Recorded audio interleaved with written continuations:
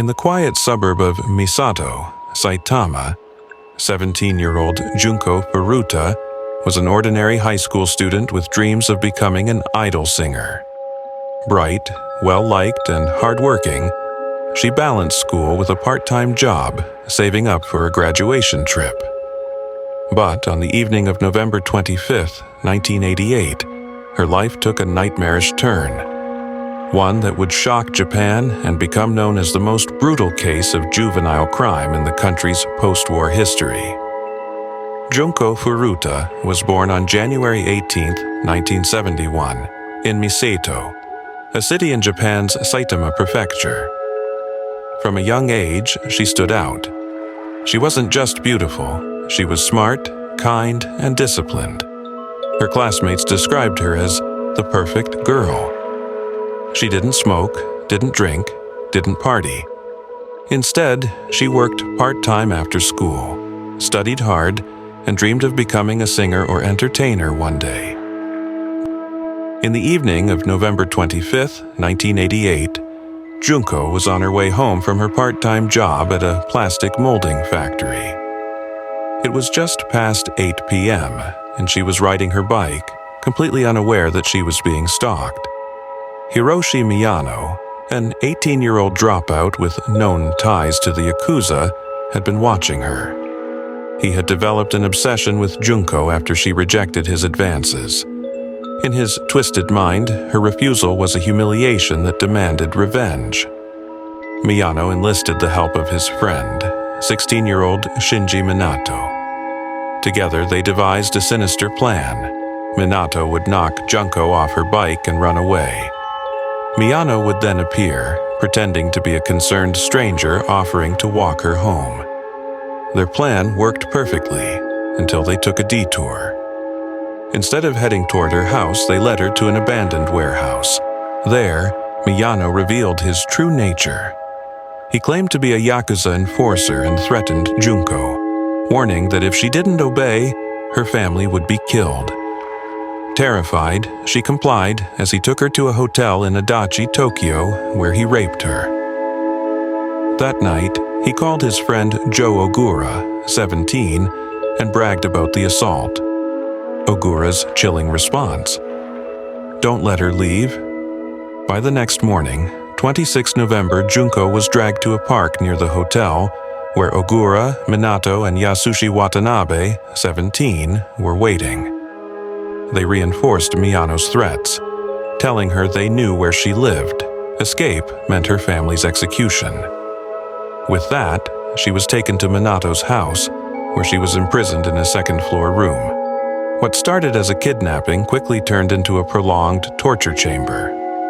For the next 40 days, Junko Furuta was subjected to one of the most gruesome cases of abuse and torture ever recorded in Japanese criminal history. On 27th November, Furuta's parents contacted the police about her disappearance, but her captors forced her to call her parents, pretending she had run away, but was safe.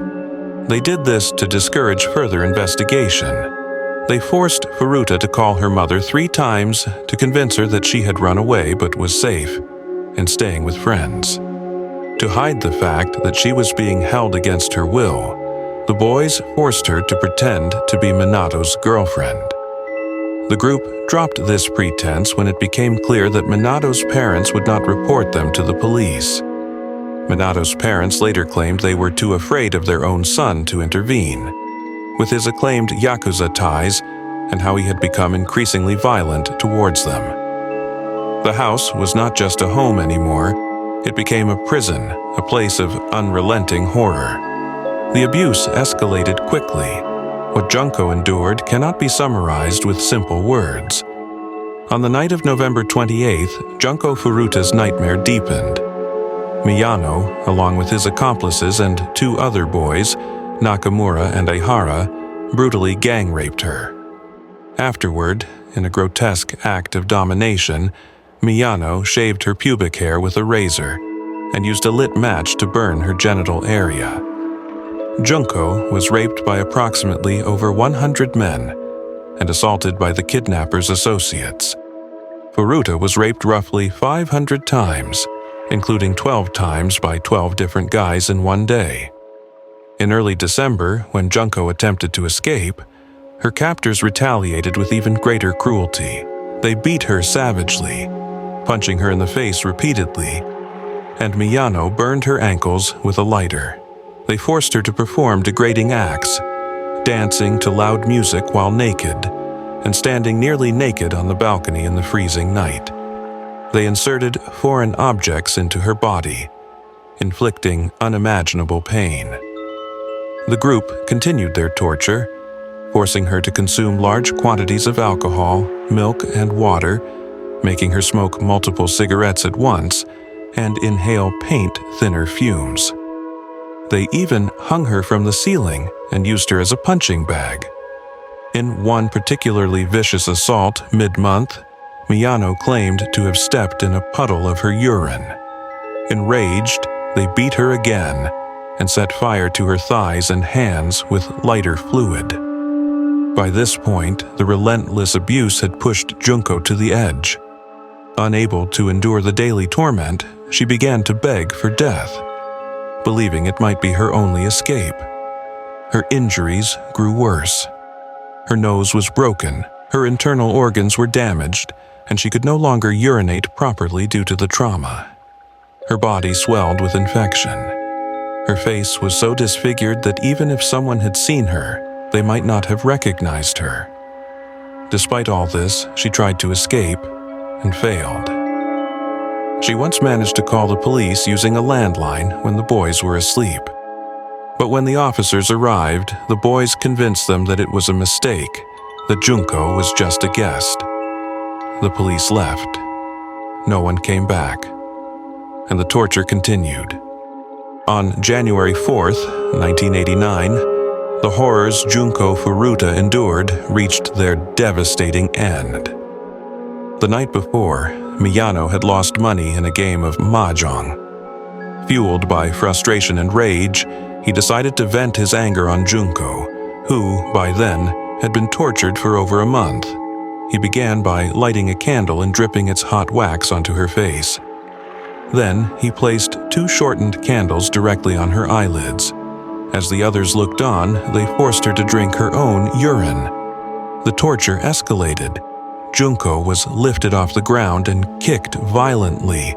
She collapsed onto a stereo unit and began convulsing.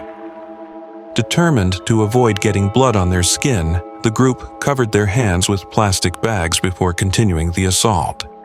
They beat her with their fists and an iron exercise ball, even dropping it repeatedly onto her abdomen. Then, in a final act of cruelty, Miyano doused her in lighter fluid and set her on fire. Junko, barely conscious, made feeble attempts to extinguish the flames, but her body soon stopped moving. The brutal assault lasted nearly 2 hours.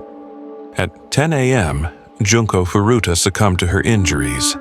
She was just 17 years old. Less than a day later, Minato's brother called him with chilling news. Junko appeared to be dead. In a panic, the group sprang into action, desperate to hide what they had done. They wrapped her body in a blanket and stuffed it into a large travel bag. That bag was then placed inside a metal drum, which they filled with wet concrete. At around 8 p.m. on January 5th, the boys drove to a deserted construction site on Wakasu Island in Koto, Tokyo, and abandoned the drum. They went on with their lives, as though nothing had happened. The case may have remained unsolved, if not for a twist of fate. Weeks had passed. In early 1989, both Miyano and Ogura were arrested. Not for Junko's murder, but for the gang rape of a 19-year-old woman they had attacked the previous December. During his interrogation, Miyano mistakenly assumed that Ogura had already confessed to Junko's killing. Believing the police knew everything, he revealed the location of her body. At first, detectives were confused. They had been questioning Miyano about a different case. But when they followed the lead, they found the sealed metal drum. What they found inside horrified them. Junko's body was curled in the fetal position, disfigured and broken. She weighed barely 50 pounds. She was still wearing the same clothes she had on the day she disappeared. They recovered Junko Furuta's remains and confirmed her identity through fingerprints. The autopsy revealed cracked eardrums, a destroyed uterus, and countless broken bones. She had fought to the very end. Soon after, the other perpetrators, Minato, Watanabe, Nakamura, Ihara, and Minato's brother, were also arrested, finally bringing an end to one of Japan's most horrifying criminal cases. In a just world, Junko's killers would have been locked away forever. But that's not what happened. Because all of the perpetrators were under the age of 20, the Tokyo court initially sealed their identities, as was standard for juvenile offenders under Japanese law. However, the severity of the crime sparked public outrage.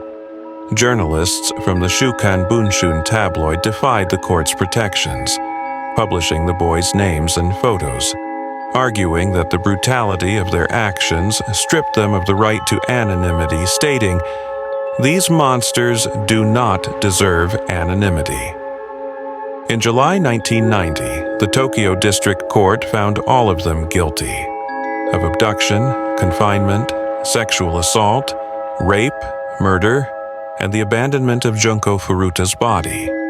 Each of the 4 primary perpetrators appealed the ruling.